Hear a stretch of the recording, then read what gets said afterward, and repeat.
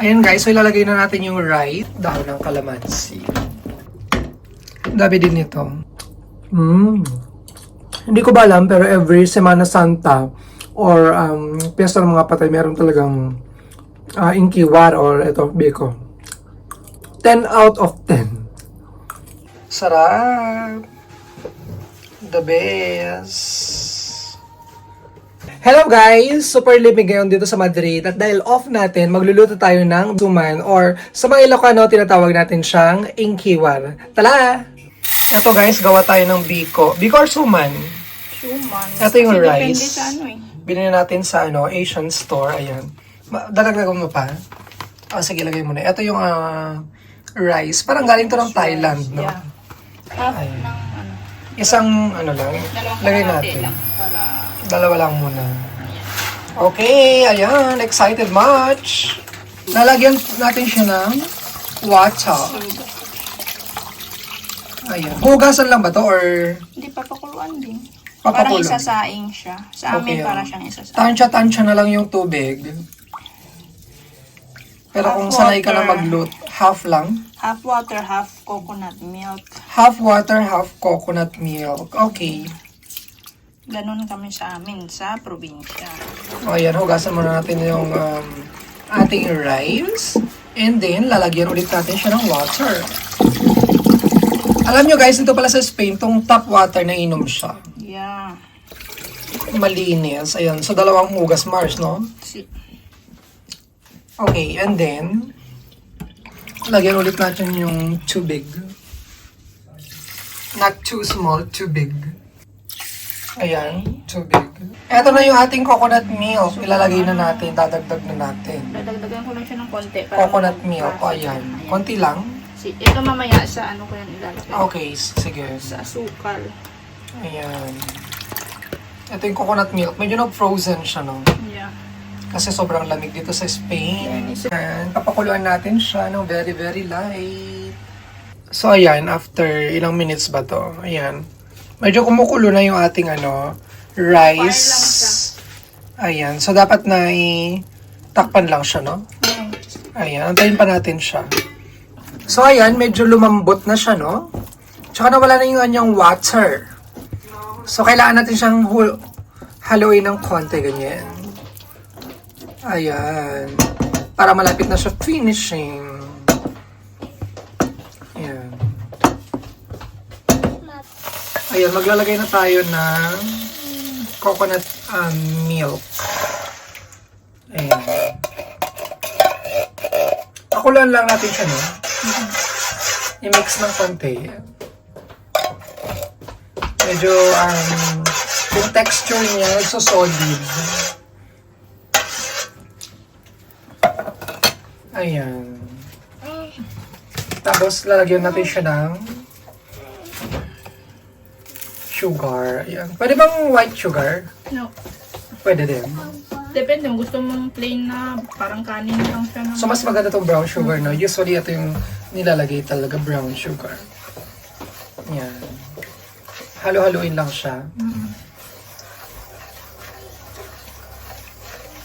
Ayan. Perfect yan. No?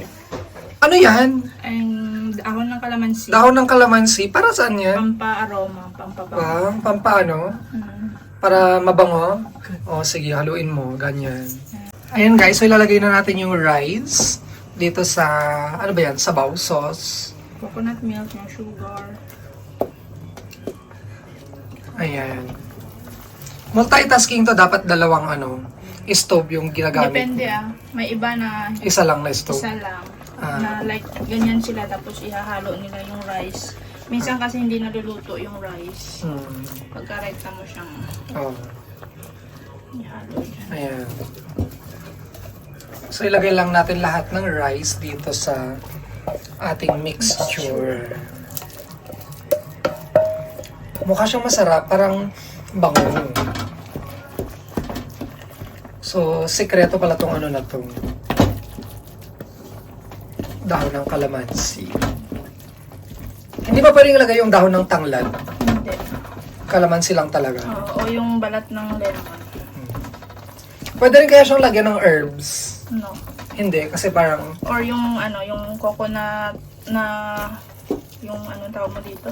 'Di ba yung gata? Ano mo siya, iluluto hanggang sa may mabuong ano tawag mo yun? yung gatang ano mo. Oo. Sana meron yung itatoppings mo sa taas ng coconut. Ay, oo. Ang tawag mo. Yung coconut meat. Oo. Dapat pala bumili tayo eh. Merong ganun eh. Yun nga. Pero okay na yun. Wala na ba yung coconut meat ko? Parang wala na. Meron ako dati. Hindi ko alam kung nasaan. Coconut meat. Ito yun. Pero kahit wala siyang coconut meat, masarap pa din. So, ayan. Dapat full fire No. or Low slow? fire. Medium? Low fire. Low fire dapat. Medyo malapit na to, no? Oo. Ano to? Continuous mixing lang Hindi. siya. Hanggang sa ano siya Ayan na nga, guys. Tignan nyo yung kanyang water. Na-absorb niya na lahat, no? Di ba kanina, ano siya? Madaming tubig. Yung may ating coconut at saka sugar mixture. Plus the pabango, calamansi Let it simmer. leaves. So guys, ito naman yung ating latik. Ilalagay natin, latik, no? Latik dun sa amin. So ilalagay natin siya, topping sa ating biko or suman. Sa mga Ilocano ang tawag namin inkiwar. Ayan.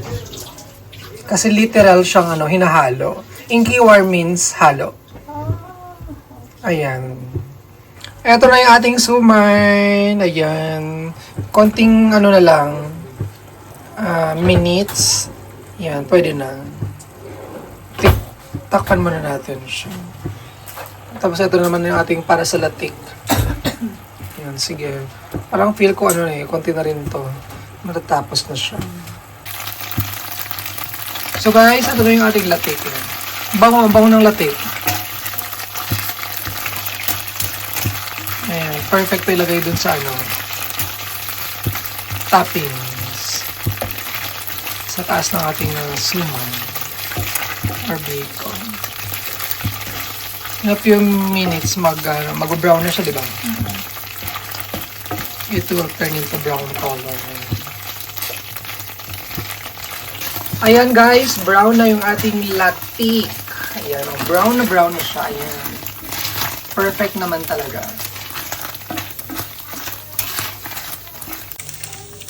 Ayan, so ito ang ating suman, biko. Biko is live. Ayan. Latik and suman. Bongga.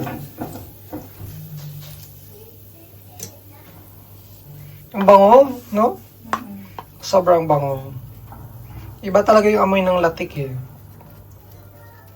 Yung iba nilalagyan nila ng keso, di ba? Oo. Cheese. Pero sa Philippines, syempre, ito talaga yung legit na suman. Yan, perfect. Kainan na! Kainan na guys! Kain na tayo ng suman! Okay guys, kakain na tayo ng biko or suman. So may nauna nang kumuha sa atin. So, kuha lang tayo dito ng konti.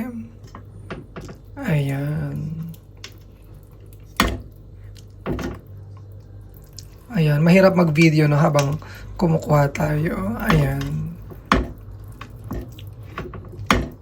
Dami din ito.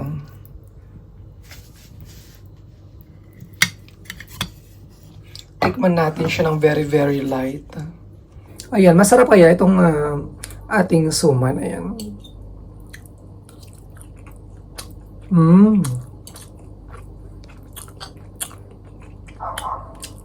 Kabalik tayo sa Pilipinas.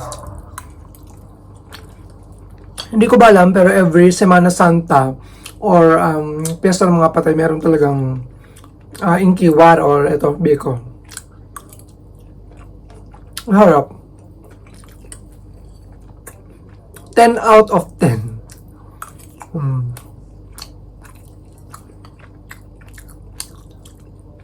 The best siya.